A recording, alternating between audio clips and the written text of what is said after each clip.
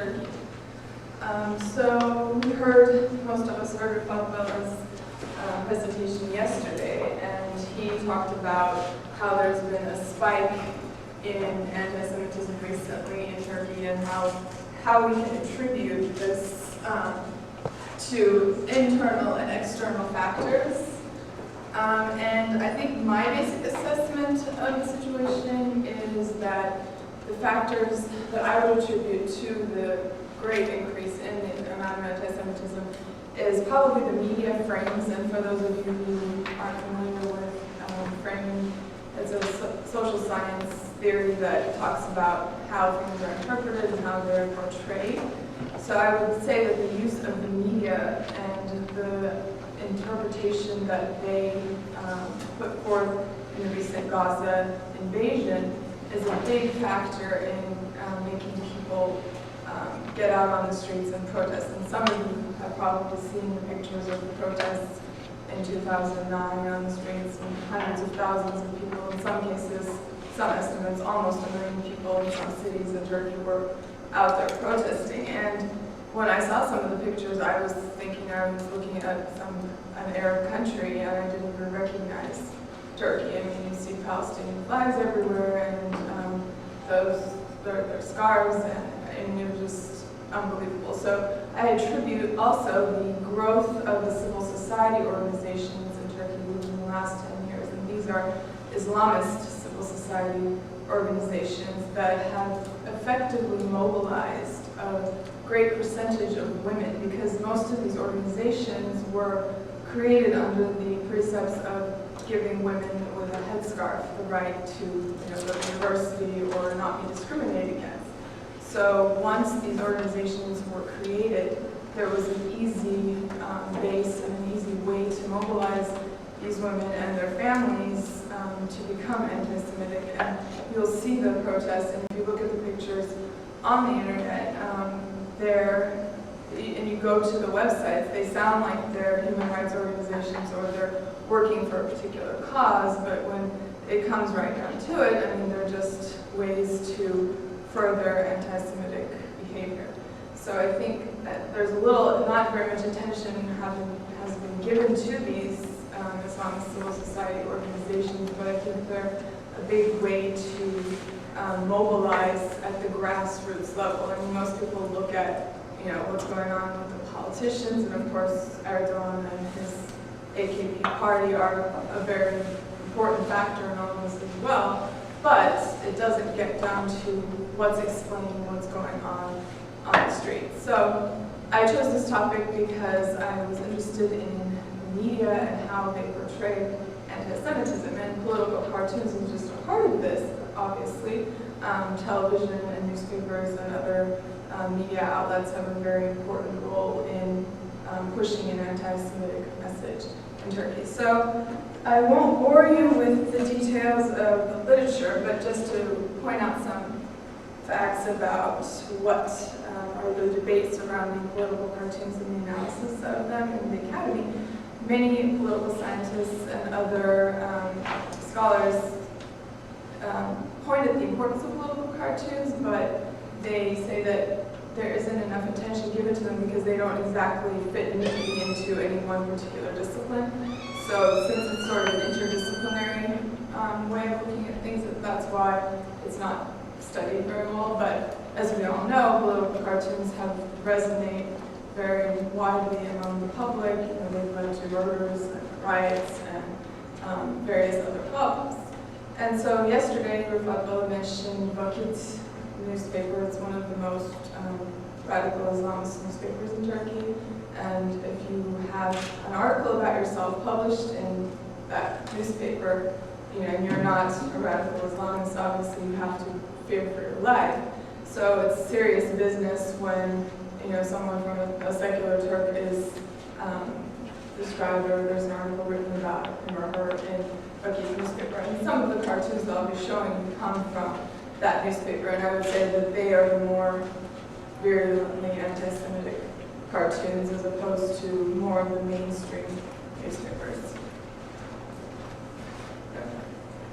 So let's get started. So there's 3 major incidents that created this kind of outpouring of anti-Semitic rhetoric and cartoons and everything else in the media. So the Gaza situation in 2009, and that I think created the greatest magnitude of cartoons that's available in the press.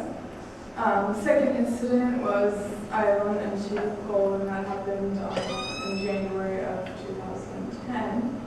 Basically, it was just a diplomatic incident. I don't know if any of you are familiar with it, but in Israel, Danny Ayalon, invited to Cole, who had just started his post as the Turkish ambassador to Israel 3 months before, and he said, well, we're going to talk and meet about and see what we can talk about. And the conversation turned into a debate about this television program in Turkey that had shown some anti-Semitic images.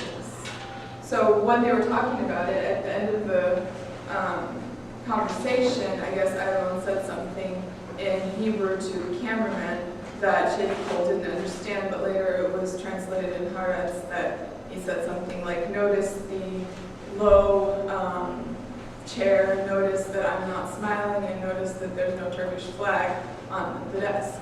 So later on, the Turks said, oh, how could they put our ambassador on a chair that was lower than the others? And so, I mean, in all actuality, even if the chairs were equal, the guy is so tiny that he would look so small next to the other guy anyways. But that's neither here nor there. But this turned into another incident on all kinds of cartoons published about with chairs, and Ireland was then later eating a chair. So anyways. Okay, and then the last most recent incident is the Marmara flotilla. And when this incident happened, I was actually in Tajikistan, but I was kind of tracking what was going on Facebook, and my friends who had never ever said anything anti-Semitic in their lives in Turkey were now posting anti-Semitic articles online and saying, how could Israel do this? So I basically thought, well, Turkish-Israeli relations, that's probably the end of them. So then when I went to Turkey a couple days after this incident, I was probably there July 1st or 2nd, something like that. I was just talking to random people around what they thought about it, and some of them were saying, oh, we're glad someone's Islamist got killed, less trouble for us. So it wasn't as serious as I thought when I was around there. Like, people weren't taking it seriously.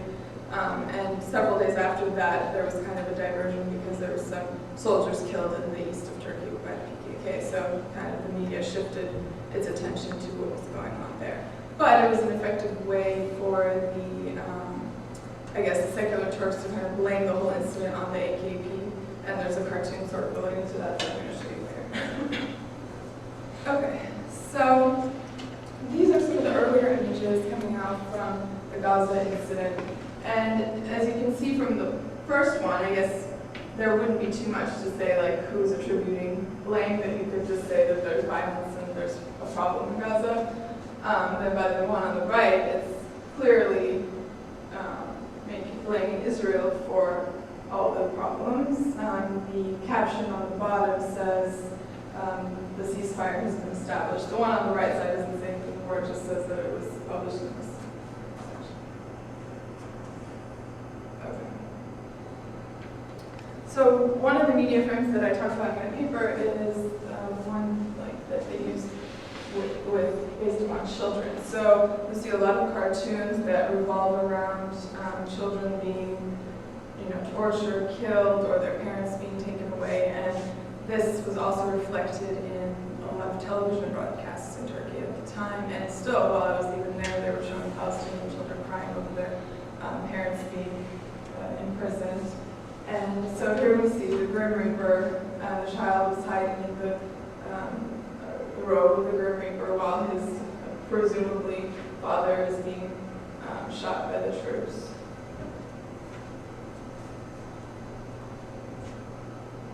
Okay, now this one I came across, I used newspaper sources as well as this website called IranCartoon.com, where it's a kind of international collection of cartoons that have been submitted to this website or have been in competitions worldwide.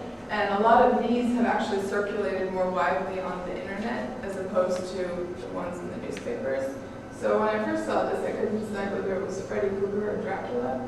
But then when I went to save the file, it clearly said Dracula there. So as you can see on his sleeve there, he has a small Star of David, and the shape of the knife is obviously Gaza. So he's Gaza.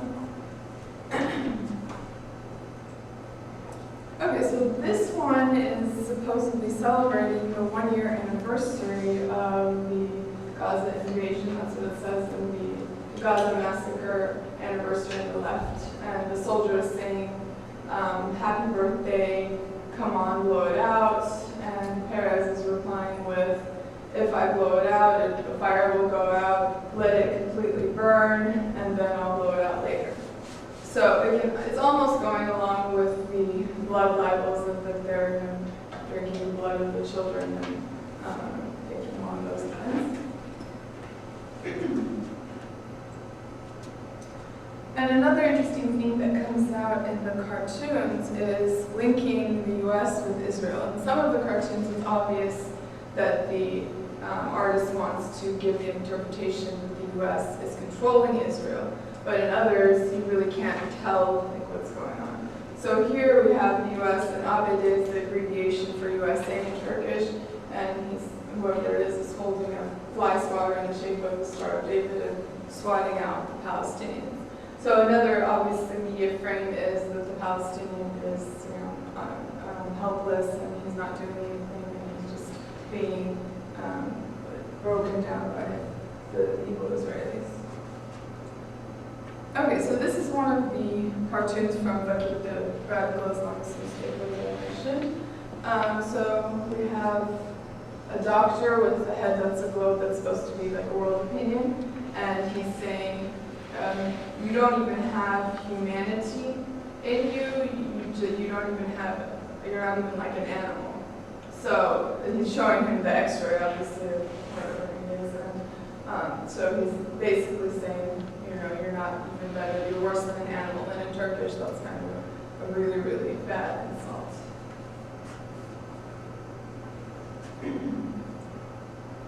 Okay, here's another one of the cartoons that plays upon the imagery of children, and this artist chose a little girl, which is a little bit less common. Most of the time you see little boys being killed, but this is the little girl jump roping, and that's her soul going up to heaven, and the soldier is watching.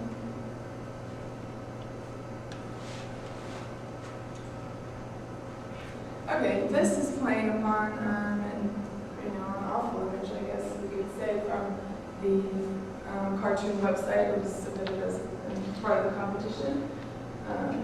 So, I mean, you can see that the hands are just giant and kind of like an ogre or something like that. And it's just playing upon the emotions of the audience. Okay, here we have another cartoon linking Israel and the U.S. So the U.S., along with Israel, is feeding dollars into the Grim Reaper to kill the Palestinians.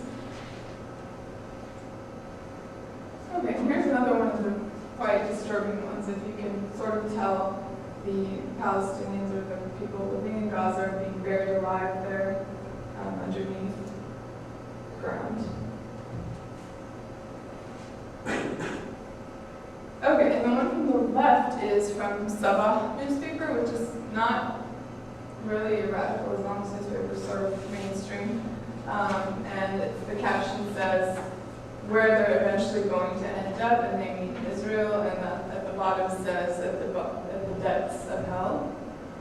And there we go at the right side again. A school child is sitting there doing his homework while the caption says his last look. So that's what he sees before he's getting killed. Okay, and then there were a lot of cartoons that had Uncle Sam in them. So on the left side, Uncle Sam is saying, this should be the last time, okay? So like he's putting the Israeli soldier on his lap and saying, you shouldn't have any more fights, no more problems. And on the right side, you could link that up with the blood libels. He's squeezing the towel, which is shaped like Gaza, into the hat to collect blood. So Uncle Sam, and I think in Turkey, I noticed a lot of times this year when I was there, a lot of the anti-Americanism and Professor Fellow mentioned the Pew study yesterday, and along with an increasing amount of anti-Semitism, Turkey is number 2 after the Palestinian territories for the amount of anti-Americanism as well. So these two kind of go hand in hand. But if you talk to Turks, they'll say, oh, we're not against the American people, we're just against the government. And the same thing can be said for anti-Semitism. They'll say, we just oppose what Israel is doing, we're not against the Jewish people. But this summer I noticed a lot of people blaming every single problem that Turkey or the world has on the US, and they were saying the US is plotting to ruin the Turkish economy, and that the US and the Europeans are trying to resurrect the Byzantine Empire in Turkey, and this is coming from educated military. And if the military is thinking this way, I mean, who else can we expect to be thinking like this? Okay, and some of the cartoons, actually, it's sort of rare that they depict actual people in the cartoons. I mean, I guess that may be because the Turkish Republic is not exactly familiar with Israeli politicians. But I found a couple that had some actual people in there. It says the Israeli Chief of Staff, Gabi Ashkenazi, is in Ankara. So he's visiting Ankara, and you can see everyone is horrified and just terribly afraid of him.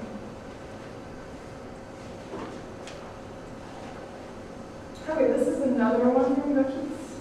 And you can see that Israel is depicted as just a terrible cowboy kind of. I saw a lot of the cartoons like where Israelis look like cowboys. I guess in the Turkish culture, cowboys are considered like wild and unruly. Okay, here's another one where the Israeli soldiers drinking blood out of the drain that looks shaped like Gaza. And this is another type of humanitarian aid. They're saying that they need to send Israel kindness and humanity and like law and justice. This is from Vakit, the Radical Islamist newspaper. So Jews are being compared to sharks. Yeah.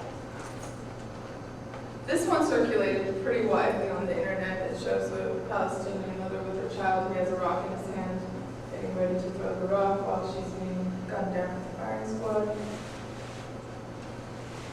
This came from a magazine called Economics, and it's generally supposed to be about economic topics.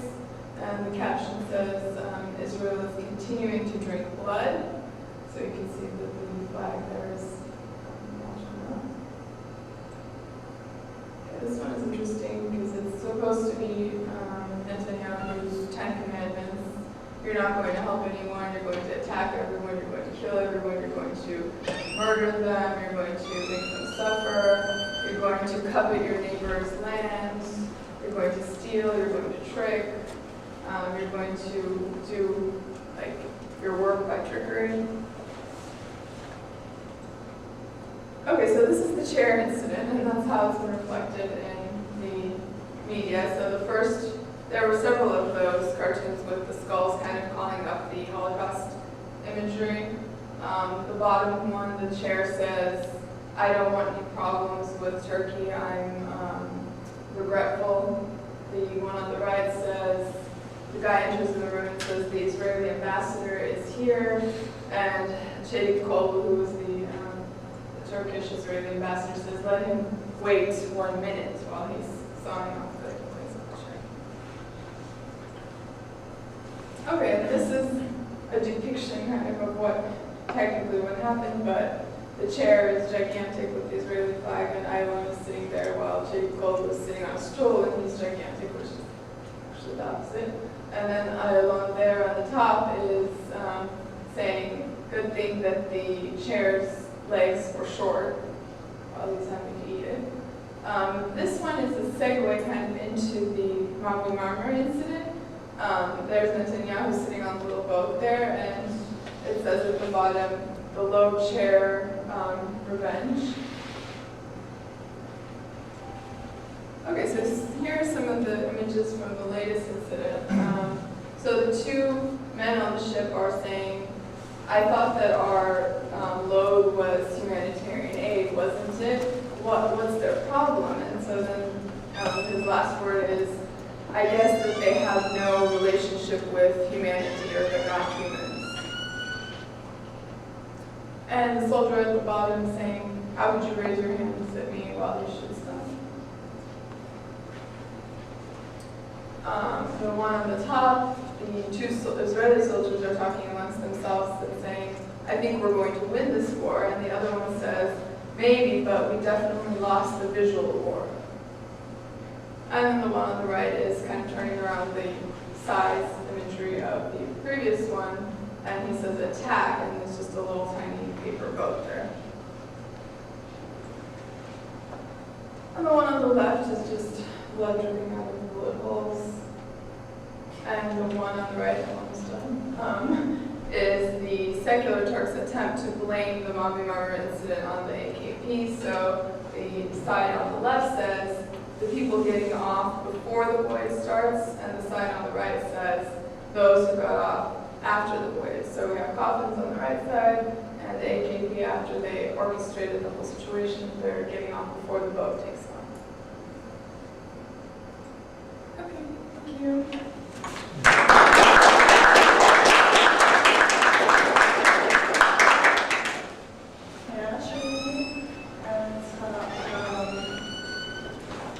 What I will be discussing with you today is part of the research I conducted for my PhD, which I have recently completed at Siena University in Italy. And with that, with the image of Israel and of Israeli in the European press from 1967 till 1982.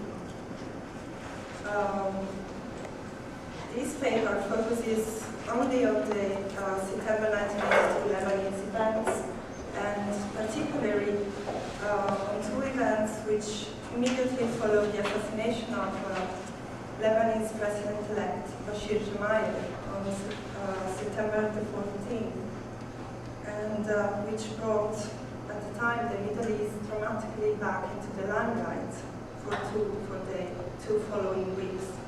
These events were the military intervention in Israel that Israel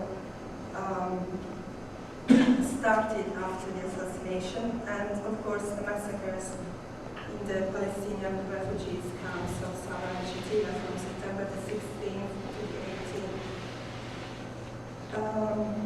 The paper analyzes the coverage of events in 5 major mainstream newspapers from 3 European countries. These include the conservative Corriere della Sera and the left-wing La Repubblica for Italy, and the conservative The Times and the left-wing The Guardian for the UK, and the left-wing Le Monde. And so the analysis primarily builds on news articles aiming at examining the features of the Israeli that were conveyed by the press in their reporting of events through correspondences and reportages. You can read the name of the main journalists who covered the events at the time on the slide. So the current debate, as we heard this morning as well, on new anti-Semitism often points out the media as one of the main sources of today's anti-Semitism in European society because of its representation of the Arab-Israeli conflict. And the majority of opinions underline the media liability for depicting the state of Israel as a collective Jew, thus providing a convenient channel for the outpouring of prejudices and sometimes hatred against the Jews in general.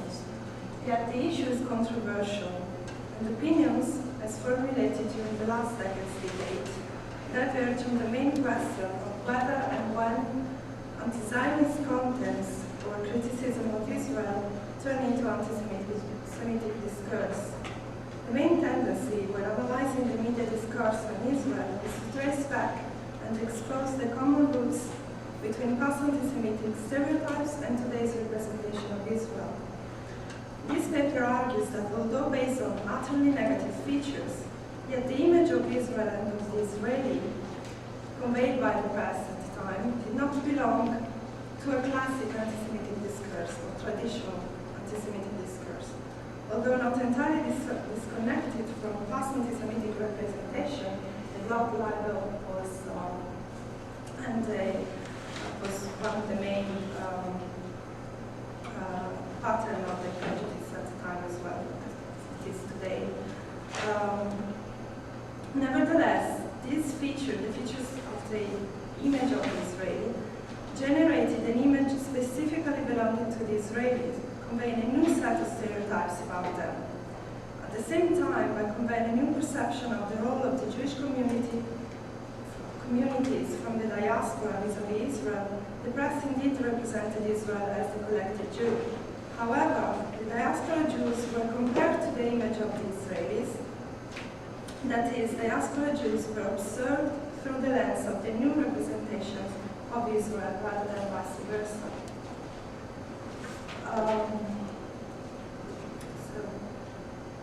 About the military operation, which started after the assassination of YIISA.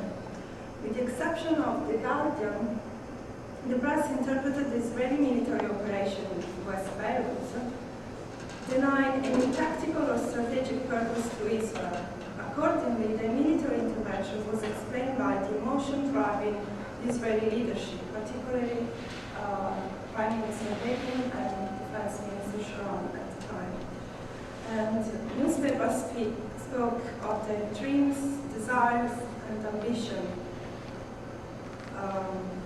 The interpretation of the operation as originating in irrational impulses was bolstered by the approach the newspapers adopted towards the military events.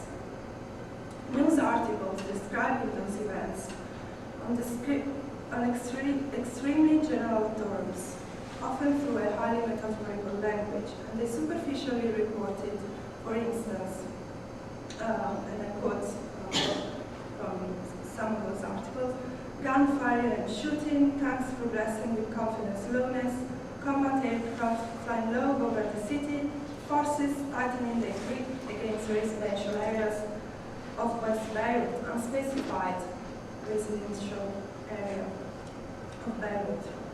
Moreover, the newspaper's correspondents and special envoys suggested that the action was directed against civilians, instead, as it was against armed militiamen, which stayed in Beirut after the evacuation of the PLO leadership the previous month. For instance, Le Monde reported the news on a broad report by the special envoy in Beirut, as follows: "They fierce missile, they wake the city, and soon they throw people into shelters. The grip tightens on all sides, and just before 8 the assault is launched. Tanks and commandos come up from the sea, panic. Cars rush to a safe shelter. Women run, a baby in their arms, towards the nearest shelter. Men follow them, carrying bread and water." There's no reference to any action conducted against armed militiamen in this broad report, which appeared on the Le Monde's first page. And only The Guardian gave a different account. It was the only newspaper to report a sequence of events as well as the way the attack was conducted, together with the indication that the operation had taken place in an area which was the stronghold of Palestinian militias. The newspaper's account therefore proves that information about what was going on was in fact available, and that through this information events could be accounted for in a more comprehensive way than how they were described on the other newspapers.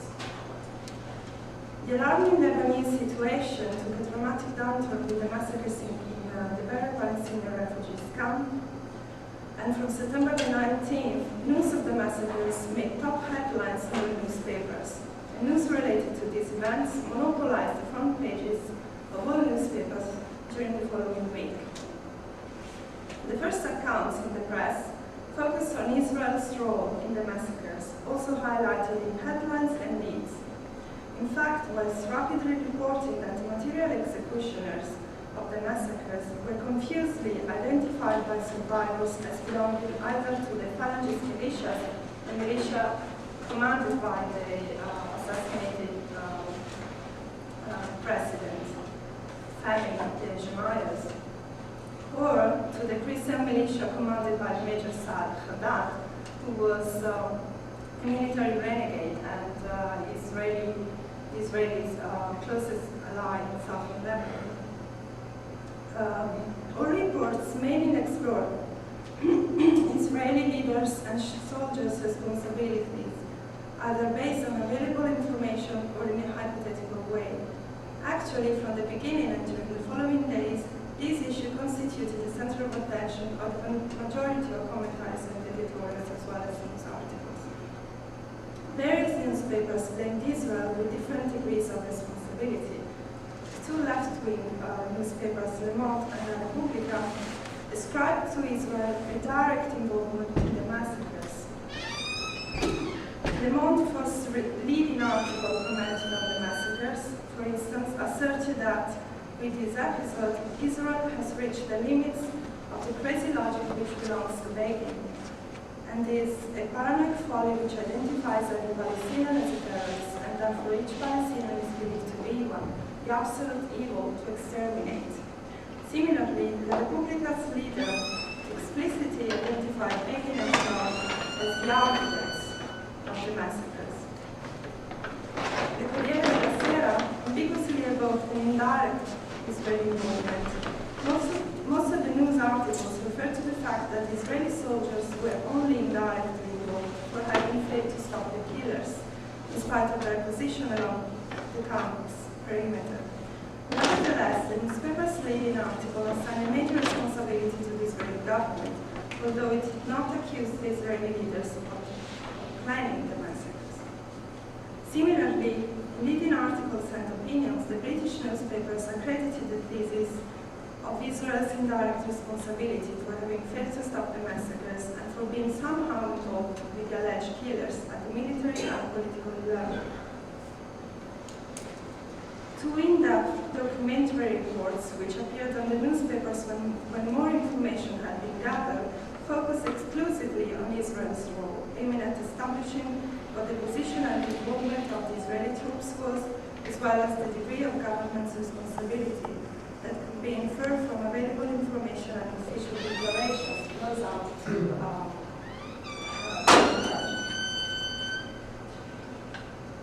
the allegation made by Minister Sharon at the Knesset that Falangist militias had carried out the massacres, which was corroborated by evidence gathered by Israeli journalists in Lebanon at the same time, was either completely ignored or explicitly denied as fraudulent by the press.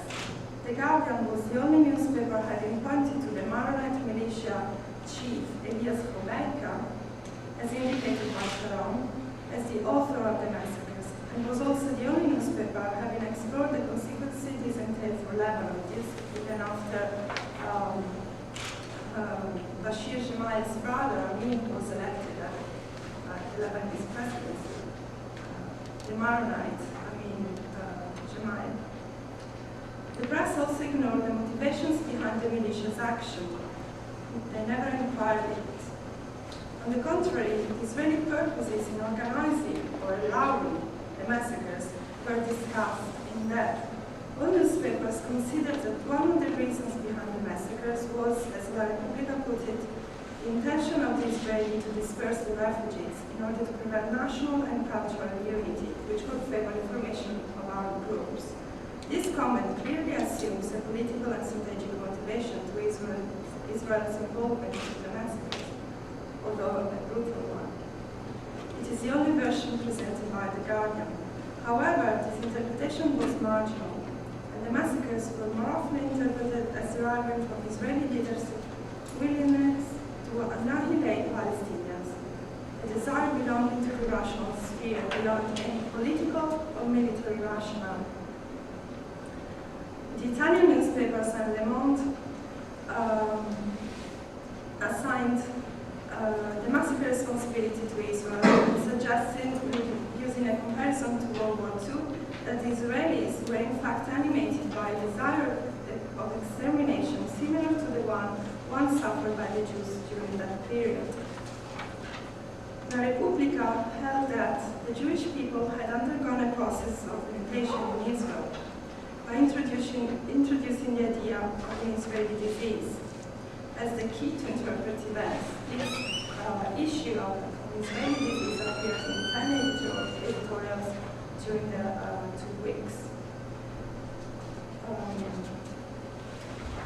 The newspaper found the origin of the disease characterized as the emergence of a systematic and uncontrollable violence both at the level of the leadership and amongst the entire society in the Jewish character of the state. In the early war of the Genius Sculpturing, the origin of the disease is primarily psychological. Israel has introjected part of the violence it has suffered from over centuries, and now that it can, it gives it back furiously. From sacrificial victim, it has become the executioner. Le Monde considered, much like Italian newspapers, that Israeli leaders for years had Dissemination was one of the primary motivations to the massacres.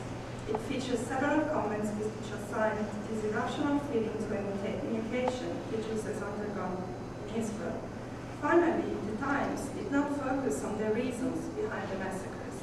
Nevertheless, a comment by the Cairo correspondent of Fisk, who covered the events for the most part,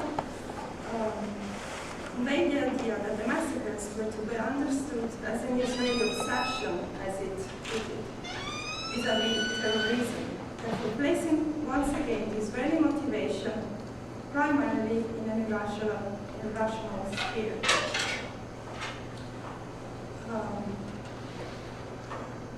Following the massacres, newspapers conveyed the image of, in their own words, another Israel, which referred not only to what was in the newspaper's judgment the finest part of the Israeli citizenship, but also to diaspora Jews. The reactions of the Israeli civil society to the massacres received from the beginning the attention of the press. News articles and correspondences from Israel described Israeli citizens as anguished, distraught, as well as ashamed because of what had happened in the refugees camps. However, these feelings were never further explored, and the analysis of the Israeli society was limited to the investigation of political parties and political events. The newspapers, on the other hand, put in close relation from the start the Israeli reaction to that of the Jewish communities in the diaspora. Both issues appeared in articles which were placed side by side on front and inside pages. As was the case with the Republica's front page on the 24th of September. Several articles across the press reported on the official declaration of the international Jewish community vis-à-vis the massacres and covered large and small initiatives promoted by Jewish institutions or groups. A protest organized by a few dozen of Jews in Rome was therefore compared to a 400,000 people demonstration against the massacres in Tel Aviv. While the views of individual Israelis were either marginal or ignored, on several occasions news articles conveyed the opinions of individual national citizens that explicitly identified as Jews and gave prominence to interviews with intellectuals and community leaders, as was the case in this case. And here is another example of the Times. The image is not very good, but there is a correspondence from Israel on the left and the reaction of the British board and the American Jews on the right. Clearly, the quality of the articles conveying the reaction of the diaspora Jews was superior to the one received to the Israelis' reaction. In addition, the repetition of these articles gave the impression that the members of the other Israelis that we talked about were first and foremost diaspora Jews, whose image was highly conflicting with the negative one which represented Israel in the news. The link between diaspora Jews and the Israelis as conveyed by the newspaper can be clearly identified, for instance, in this comment by the creator of Sarah. It was commenting a demonstration in Rome. What is going on in the heart, in the mind, in the feelings of those who are called Levi or Segre, of those who have the name of a city and are linked heart and soul to the people of the Exodus. We ask intellectuals, writers, common people who are experiencing, once again, the nightmare of the uncertainty and of the biblical curse, because of a now generalized condemnation, because of what happened in Beirut, in Lebanon. So, in conclusion, from the analysis of the newspapers coverage of the Lebanese events, three main issues emerge about the image of Israel as conveyed by the press. First of all newspapers tended to detach Israel from the surrounding historical and political context, which mainly appeared as a stage on which Israeli operated. In other words, the actions of the Israeli received prominent or exclusive attention. When mentioned in the press, the various Lebanese groups were simply labeled under general political or ethnic terms. The left wing, the Maronite, the Palestinians, without any information on their political positions or ambitions. The press adopted a similar aphasic representation towards the Palestinians when they were actual victims. This emerged in the accounts of the military operation in West Beirut in an abstract manner as potential targets of the Israelis. Conversely, in reports about the massacres, they appeared either as unburied corpses or small groups of survivors, more often groups of women, mourning for what had happened. On this occasion, the press did not show any interest in their emotional individuality, nor, as was the case for the Lebanese factions, in their political specificity. Instead, they were represented as symbolic victims of the Israeli misdeeds. Secondly, concerning the way the press portrayed Israeli, the analysis revealed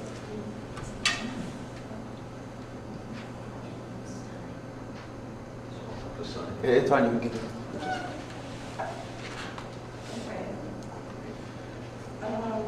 Concerning the way the press portrayed Israelis, the analysis revealed that their image was more often built on prejudices toward the Israeli leaders' actions and motivation, rather than on an examination of available data and information.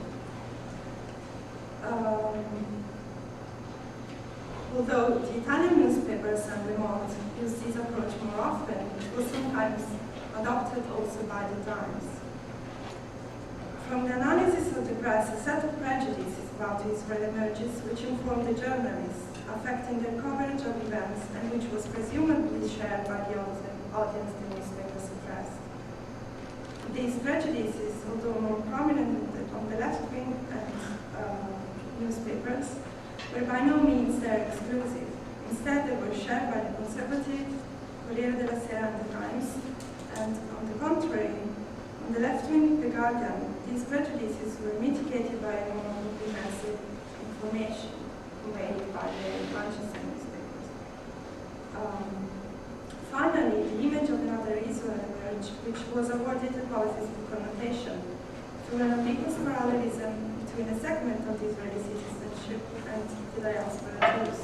The formers were considered as the primary interpreters of the Israeli actions, appearing almost as full characters, taking part in the Lebanese events. The press represented Israel as the land to which diaspora Jews were observed, therefore portraying it as the collective Jew. Film, of which I'm going to present some preliminary results today. And when I was preparing to write this paper, well, actually when I was halfway done with it, I realized that I'm so used to legitimizing every little argumentative step that this would have taken like almost the most part of the paper already. So I ditched that sketch. I'm realizing that here it's a totally different context. Actually, that's a remarkable thing to say about what it's like to work about anti-Semitism in Germany, and I'm going to say some more about that later, but well, the point is there's an official discourse about anti-Semitism that it's not really present anymore, but at the same time, of course, there is anti-Semitism, and so my work is kind of situated in between this tension, and we've seen a lot of very hateful stuff already, And the things I'm going to present are not as direct, but I want to argue that they still at least connect to anti-Semitic iconography. Yeah, I'm just going to sketch some of the parameters that frame my topic and then give some visual examples because like you have done this, some things that you can only show but not tell. Okay. Because of its past as being the perpetrator country, in Germany the matter of contemporary anti-Semitism is, like I said today, a delicate and contended matter. As a general rule, anti-Semites, well, they usually insist they're not anti-Semitic, so there's always this question of definition. And a friend of mine once said that anti-Semitism is actually, apart from acclaimed scientific definitions, it's one of those things you just know when it comes up, you just feel it. So, well, of course, anti-Semitism is a practice, and it's also, well, physical violence towards people is the obvious face of this practice, but it's also a certain practice of thinking, or as Max Horkheimer and Theodor Adorno put it, ticket mentality that can manifest quite differently. And the thing we're working on, I think, is it's textual kind of. So it's a textual practice. And why am I talking about anti-Semitic discourse and not just anti-Semitism? Well, all of you probably know the film YIISA from 1940, a horrible propaganda movie. And well, of course, in present Germany, films like that aren't being produced. And if they would, they would probably be prohibited, just as YIISA can only be shown for education purposes today. So contemporary Germany is obviously very different from its Nazi ancestor, and open anti-Semitism is illegitimate. Well, is that so? First of all, as you all probably know very well, there is no one ahistorical anti-Semitism that disappears once it's abolished. Rather, the notion of anti-Semitism my research draws on is one of the very flexible resentment that changes its form according to the circumstances and according to the time. So it originates in modern societies and its antinomies, and that has not changed over time in principle, though power relations certainly have. So in Germany today, according to Lars Rensmann, whom we've heard this morning, this noon, I think, and I'm happy to have met here. Well, present anti-Semitism manifests in two main strands in Germany. That's the first of it is we would call it a defense of commemoration in English. We say is that the right term for evidence of it? So it's the pushing away of memory of memory of the Shoah. That's like one main strand. And the other main strand is anti-Israelism. Not very surprisingly, there is anti-Semitism among the German population. So approximately 25 to 50% of the population, depending on the service criteria, hold anti-Semitic views. So it is a phenomenon in the midst of society. It's a mainstream phenomenon. Yet public opinion usually delegitimizes anti-Semitism very quickly. It scandalizes it and marks it as illegitimate. So due to its past and with regard to international relations, in Germany, official policy has to condemn anti-Semitism. So there is this gap between public and private opinion, and anti-Semitism is widely common, but not really directly present in mass media. So in its common forms. So I'm looking at a persisting discourse. That means I'm looking at something that has a continuity, and it is continuity. It is continuous in its being there, and being a certain tradition of images, but they're not represented directly in the media. So it's coded in certain ways. Yeah. So anti-Semitism in Germany, to summarize some of the presuppositions, is there's a tension between public and private opinion. There's a new nationalism since 1989, since the so-called Union, that has effects on anti-Semitism as well. And we have the official politics of memory on one side, and on the other side there's this latent secondary anti-Semitism and this latent common anti-Israelism. So the question I'm posing in my research is, what is the imagery of anti-Semitism today? Like, in what forms is it represented in contemporary German film?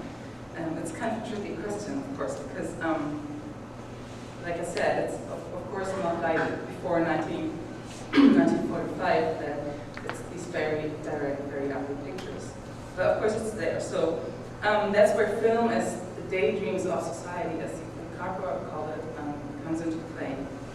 Because I want to argue that to take into account this tension between public and private opinion means that looking at film can be very fruitful. Because its power to enable identification and to emotionalize, to bind affection together with it being a mass medium that's distributed, well, at least nationwide, even globally, and not least the very special power of images, as opposed to language, makes film a very important instrument of propaganda and an object for revealing wired, I guess. Okay, let me emphasize 2 points here. First, anti-Semitism in Germany is usually quickly scandalized because there is some evidence that the climate has changed following the so-called reunion, like I said. And second, this assessment only holds true for the traditional forms of anti-Semitism, but not for the younger resentments, as we have seen in the debates following the flotilla and stuff like that.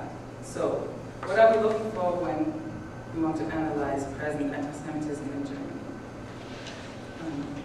Well, to summarize roughly the scope of my project, before I'm going to show some pictures, I'm looking at roughly 40 films, all fictional. They're all produced with German money, at least so some of them are co-funded.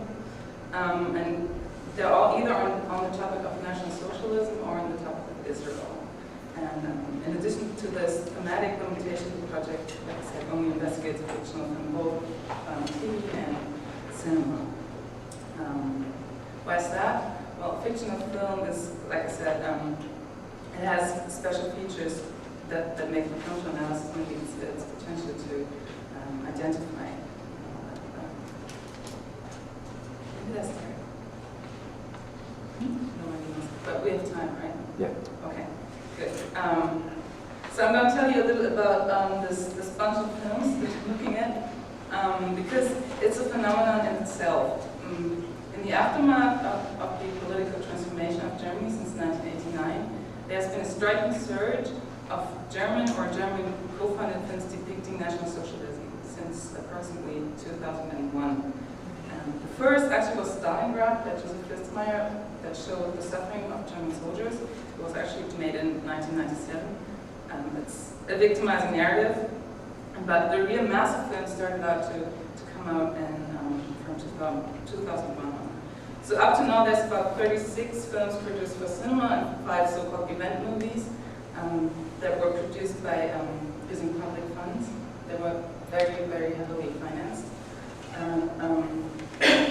Let me pre-anticipate my results and so far and tell you that most of these films are produced in the genre of drama, and most of them depict Germans as victims, non-Jewish Germans as victims, and most of them do not show the Holocaust at all. So that's a phenomenon in itself, a victimization discourse in German film. So this wave of filmic narratives can be interpreted as a cultural reaction to the political changes. And regarding this phenomenon,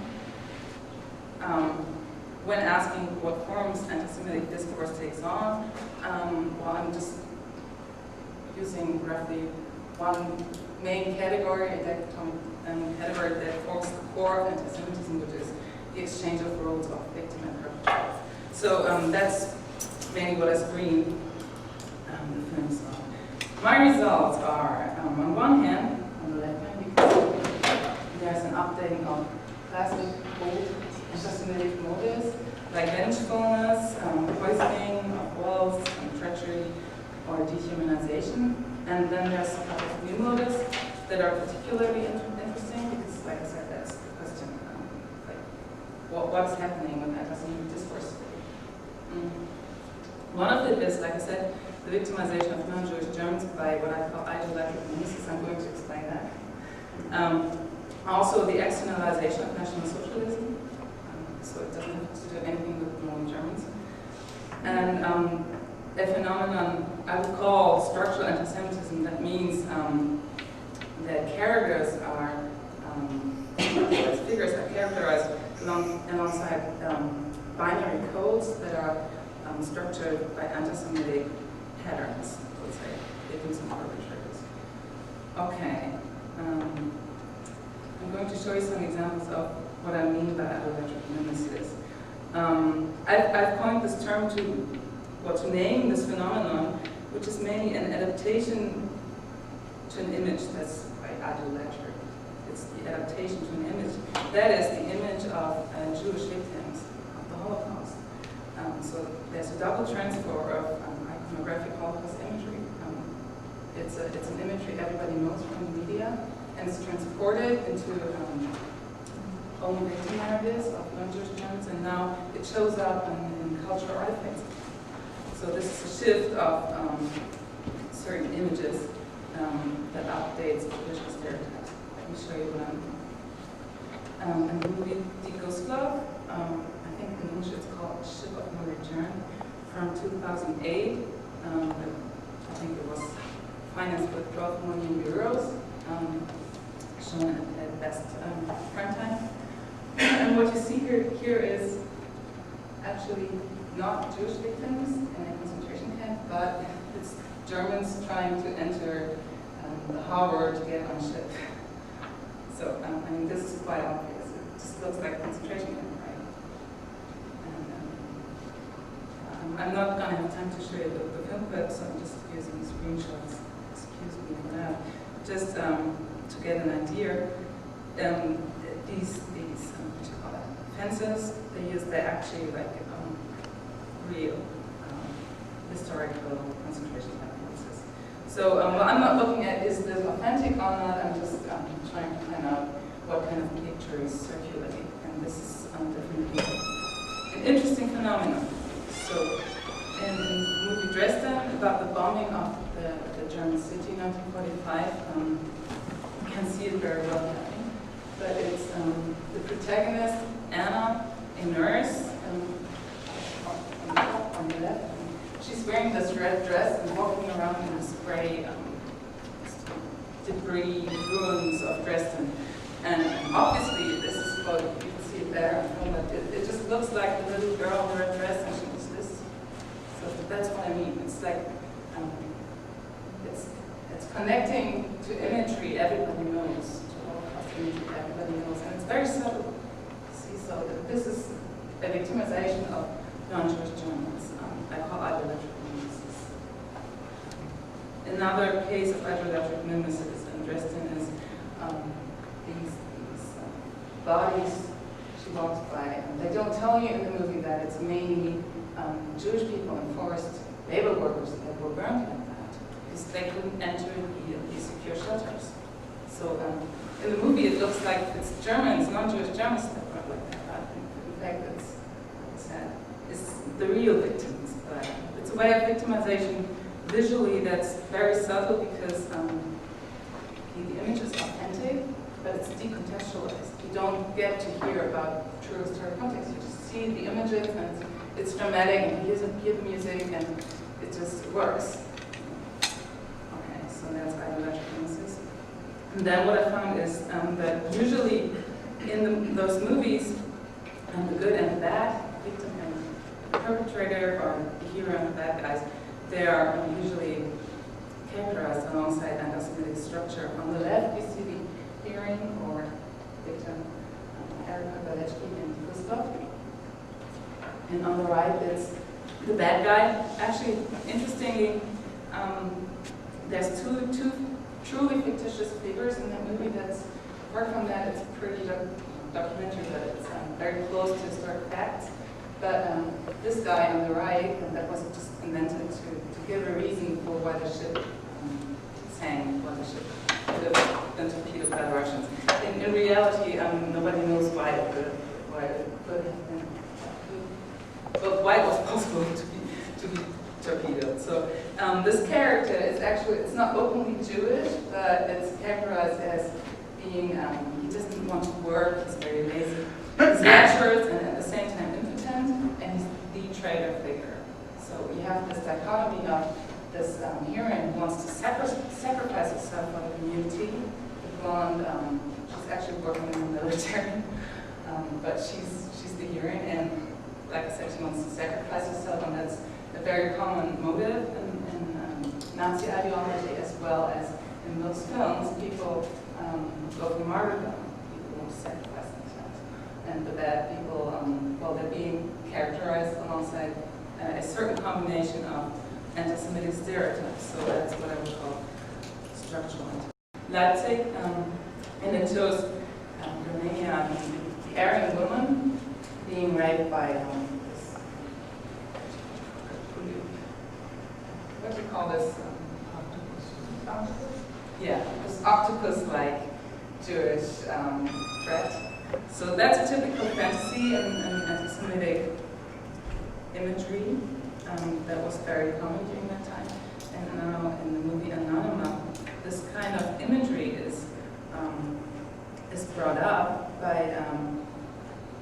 a blonde woman that's the hero and the victim of the movie being raped, and this is shown in detail, being raped by this Bolshevik. And as you all probably know, anti-Semitism kind of mixes up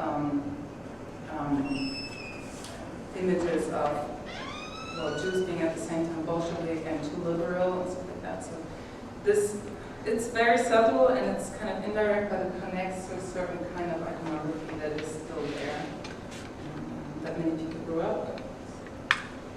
Okay. Then there's, like I said, dehumanization. This is the one clip that I have. It's very short. It's from Die Krupps, a 4.5-hour three-part public-funded movie about the story of the German family, Die Krupps. It's a horrible movie. And I'm very sorry for the evaluation of the beginning. My program burned down, so I had to use this really quickly. So what we see is the German hero, Alfred Krupp, walking around his debris plant. And what I want to show you is how Jewish women in this movie are being depicted.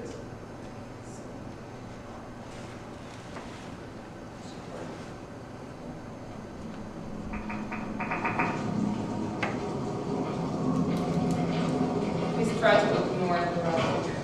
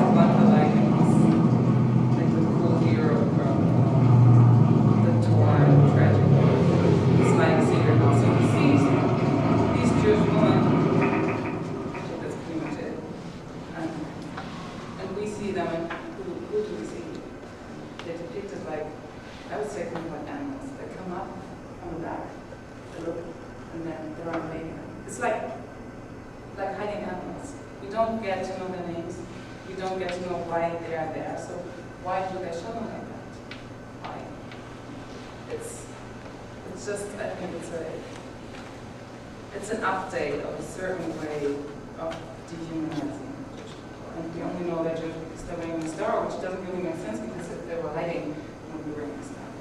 And coming to an end. Very last example of anti-Israelism. Again, victims and perpetrators in Paradise Now. Also German co-funded movie, German script.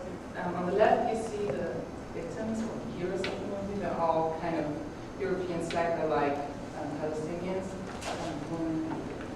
these smoking guys who want to blow up themselves because they don't know what else to do. On the right, there's the bad guys. It's the Israelis, and we don't get to know them. We don't get to really see their faces or see who they are.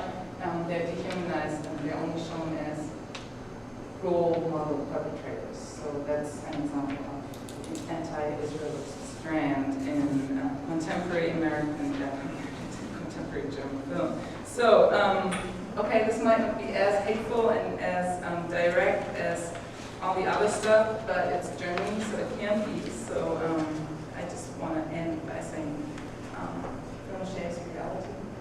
And even if the connection of anti-Semitism in film is not as clear and direct as in YIISA, still it provides visual material for notions of reality and for notions about other people, and I think it's still very important to watch out that those are accurate.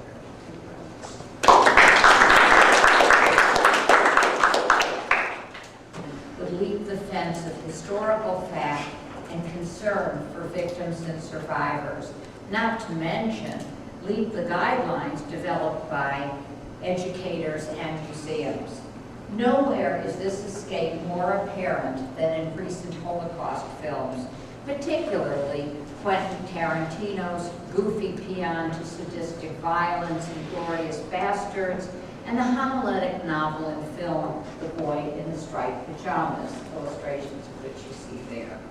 In the past few years, popular Holocaust movies have been luring audiences with promises of life is beautiful, as in the case of Roberto Benigni's Oscar-winning film, which was promoted as an unforgettable fable that proves love, family, and imagination conquer all. Or in the case of the film Defiance, sold with the message, war and destruction has never been so captivating and moving. As reviewer Owen Gleiberman assesses this phenomenon, and now I'm going to quote from him, the old line on Holocaust dramas was that no film, regardless of how serious, could ever truly capture the horror. These days, you would have to look far and wide to find a Holocaust movie that even tries to capture the full, unimaginable horror. The subject may be survivors' guilt gone mad, a rescue mission to assassinate Hitler, a mission impossible to assassinate Hitler, or a death camp guard's sexiness and secret shame. But in this season of grimly hooky Third Reich parables, it's hard to shake the feeling that the Holocaust has turned from the ultimate furrow-browed movie theme into a genre with its own built-in flowers of evil mystique. Rarely has genocide been put to the service of so much unabashed entertainment. I'd like to explore what difference popular mass audience Holocaust movies makes to our thinking about the limits of Holocaust representation in relation to critical discourses on anti-Semitic imagery. Holocaust films may win reverent applause on Oscar night and hushed audience approval, but it is precisely because of this that they have become suspect. A January 2010 New York Times article noted that it may not have been a coincidence that with Hanukkah having just been celebrated and Holocaust Memorial Day coming up, a spate of Holocaust movies opened within the month, including Defiance, The Reader, The Boy in the Striped Pajamas, and Valkyrie. This response begs the questions of whether the problem is too much Holocaust or what messages about the Jews and Jewish Holocaust are being represented. After all, European surveys show growing irritation at the perceived guilt trip being perpetuated by endless stories of Jewish victimization. In the light of this backlash, is it possible that even as recent films show increasingly complex approaches to Holocaust stories, including Nazi horror, that some express resistance to universal moral responsibility for the fate of the Jews? From the critical perspective of genre and audience appeal, several of these movies question their own serious engagement with the implications of such questions by shaping their narratives with features of pop culture melodrama. They're plot and action driven emphasizing suspense and the romantic glow and tensions of heroic adventure and adventurous love. They mystify horror rather than explore it. For many critics, such stories leave audiences understanding the Holocaust story as a chilling but satisfying thriller, starring heroically handsome Jews and carrying the message of the triumph of hope over adversity, of individual agency over totalitarianism, of innocence over evil. The problem is that such lessons and moral pieties betray how exceptional these stories are. They betray the realities of 6 million terrorized Jews and an additional 5 million others who never had a chance to resist or to be rescued. Even if it's just a plot ploy, the effect of glamorizing, sentimentalizing, and eroticizing Holocaust representation is to trivialize not only the atrocities, but the fact that the Jewish victims were constructed as a race to destroy. To dismiss and therefore obscure the centrality of this fact certainly contributes to the accessibility of Holocaust stories by creating a universalizing portrait with which audiences can easily identify. But of course, this would ignore the particularities of Jewish identity, culture, and history as targets of destruction and erasure. The implications of such suppositions are highlighted by the fate of darker Holocaust stories, those that depict the repellent and unadventurous trajectory of despair, death, and disillusionment, because those usually appeal to limited audiences doomed to short runs in art houses. Such is the case of Fatelessness, the film adaptation of Nobel Prize winner Imre Kertész's autobiographical novel, which in shades of gray and taupe depicts the unrelenting mud, roll calls, and backbreaking work of a 15-year-old Hungarian Jewish boy surviving several camps with neither will nor wile and returning to face loss and a bleak, uncertain future. As both the Kertész novel and film demonstrate, as opposed to popular filmmakers, Holocaust survivor artists struggle to find the language and forms through which to bear witness to their experiences. In short, to even achieve accessibility. The problem, as survivor artists tell us, is that no written, visual, or spoken language or conventional genre can convey a clear, concise picture of the unprecedented, unimaginable horrors of the camps. As French political prisoner Charlotte Delvaux pleads with her readers, try and look, just try and see.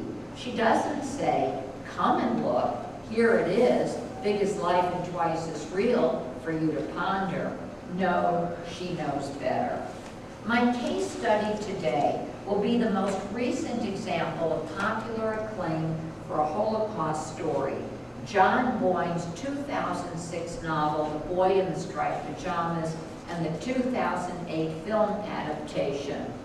Boyne calls his novel a fable, a simple tale with an agreeably accessible moral lesson. Here's the plot. Having been promoted to Camp Commandant, an SS officer moves his wife, 8-year-old son Bruno, and 12-year-old daughter Gretel from their graciously traditional Berlin home to a modernist, no-frills house bordering the gates of Auschwitz. Denoting his innocent ignorance and endearing him to audiences with his baby talk, Bruno calls the camp Auschwitz and their leader, the Fury. Deprived of school and friends, both children are beset with loneliness, but the perspective is Bruno's. One day, as fables will have it, Bruno discovers a door at the back of their garden and wanders along the perimeter of the barbed wire fence to discover on the other side Shmuel, a Jewish boy in striped pajamas. Among Bruno's many discoveries as he engages Shmuel in friendly conversation through the fence is that they share the same birthday and sadness about leaving their nice homes and friends behind. As the boys' friendship intensifies, so does the momentum of the plot, which carries them inexorably along to their shared tragic end. Discovering no difference between the boys and their fates, both the plot and Bruno make sure he digs a hole under the fence, dons a pair of borrowed striped pajamas, and the boys are swept away along with the other male prisoners, hand in hand, to the gas chamber. The ad for the film features the subtitle, "Lines may divide us, but hope will unite us." The website for the film has a discussion guide featuring a page of objectives for youth, including the following: the essence of true friendship, the courage to engage in humane activities, the uses and abuses of obedience and conformity, the development and consequences of prejudice and discrimination. Note the universal message in these objectives, clearly well-intended, and I'm thinking here now of David Hirsch's talk this morning about intentionality. Clearly well-intended, one that appeals to young and old alike and to the best sense of ourselves. After the preponderance of victim stories in other venues, we now have a chance to understand the perpetrator as human, not a monster, not sick, not an abstract symbol of evil. We are shown a Nazi family that, except for father's SS uniform, we recognize as ordinary, educated, upper middle class, and trying to maintain a semblance of normalcy in a time of war. Sibling rivalry, marital tensions, loss of home and friends. Creating an interesting equivalency, this theme is not unlike the story that Anne Frank tells about her family. So I ask, is this a problem, and how do we identify it and analyze it? As with Anne's story, history interferes with the fantasy that innocence triumphs over evil. First, Bruno and Shmuel could never meet on opposite sides of the fence. Shmuel would more likely have been one of the 1.5 million Jewish children murdered along with his mother for representing the poisonous regeneration of the Jewish people. The fence would have been electrified and guarded by attack dogs and their SS leaders. But it's what the film does show, despite its good intentions about equality under the skin, that hints at the fable's complicity with racial ideology. In the film, Shmuel has a shaved head and broken and missing teeth. Because he is never shown as normal or healthy, audiences have no way of knowing that he was ever any other way. Neither movie nor novel indicates in realist, symbolist, or other figurative language that his abject appearance is a result of being a victim of starvation and beatings and not a race apart. Except for one scene where he's shown with a black eye as a result of being hit by a young, impetuous SS officer, we only see him at the fence, surrounded by an antiseptically clean field. No other prisoners, no mud, no filth, no ashes. Bruno has big blue eyes and a winning smile. He's a beautiful and charming child. His entire family is beautiful and fit. Until the end, when they are overcome with grief, their appearance is idealized throughout the film. They are the master race. Unlike the portrait of Shmuel, a static character who nothing seems to affect, the film focuses on the dramatic change that befalls Bruno's family. While the novel and movie race inexorably rapidly towards their climactic end, with rapid intercuts between the boys being catapulted towards the gas chambers and the frantic search for Bruno, there is no narrative expression of loss on behalf of the Jews. By contrast, the film's coda dwells on Bruno's family. A shot from above hovers over Elsa, sinking to her knees at the sight of Bruno's clothing and wailing in pain. As the camera cuts, and I don't have a shot of this, to the commandant's panicked and grief-stricken face, it exhorts the audience to empathize with his moral and emotional epiphany. Through the mother's abject grief and father's panic, we are made to view the Nazi family as suffering a human tragedy. Author John Boyne and director Mark Harmon have succeeded in making the Holocaust accessible to all, and out of its history created a perspective that universalizes the Nazi family as another human interest story worthy of audiences' identification and acceptance into the realm of our moral and emotional norms. At the same time as the sympathetic Nazi perspective is stretching the limits of Holocaust representation, the classic perspective is being transformed. Quentin Tarantino's Inglourious Basterds, anybody here seen it? Okay, good. Casts Jewish survivors as autistic, avenging devils whose assassination of Nazi perpetrators is depicted as rivaling Nazi methods in its savagery. Not satisfied with clubbing Nazi guards and officers to death, the Jewish avengers offer their own imprimatur. They scalp their victims. As with much of the film's narrative ploys, this gesture pays homage to classic Hollywood filmmaking, in this case the cowboy and Indian epic. But of course, what's happening in Tarantino's revision is that the lawlessness of the American West is transported to the European West, where the reference to the savage Indian overwhelms any sense of Jewish victimization or righteous resistance and becomes the signifier of Jewish justice. The anti-Semitic stereotype of the Jewish scalper, i.e. pawnbroker and so forth, is reborn as we watch him literally take his pound of flesh while his autistic grunts subsume centuries of Jewish literacy, commentary, and debate. Because the subject of Holocaust representation must be incomprehensible horror, making its stories accessible through familiar emotional registers, narrative forms, and images continues to be an educational imperative.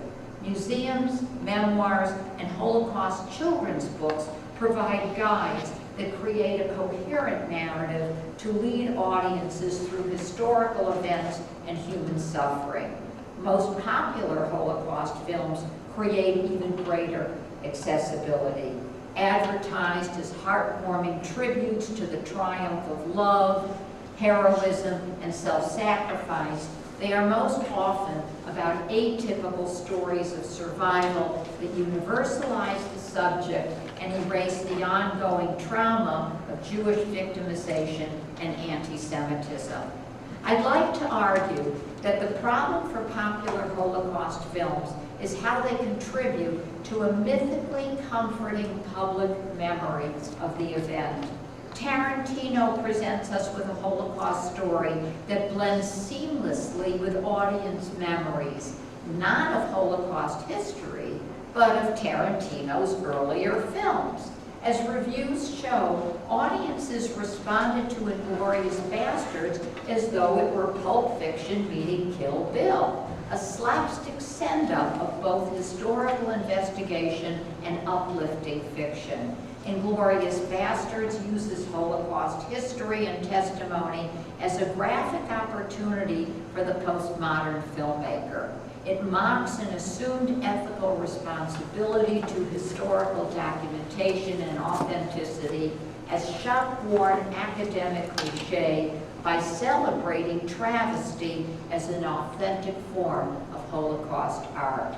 In so doing, the film overturns the historical and moral opposition between Jewish victimization and Nazi perpetration, as well as the testimonial value of any Holocaust representation.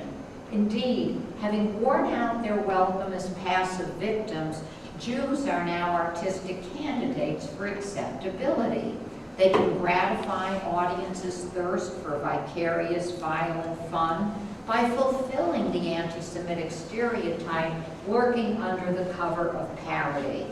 Considered together, both films remind us how Holocaust representation situates artist and audience as collaborators in addressing questions about the responsibility of collective Holocaust memory that have not been resolved and perhaps cannot be. It is in this sense that Holocaust movies must defy the promises of escapist fantasy. Its stories can entice mass audiences to endure the journey, but along the way, those promises must be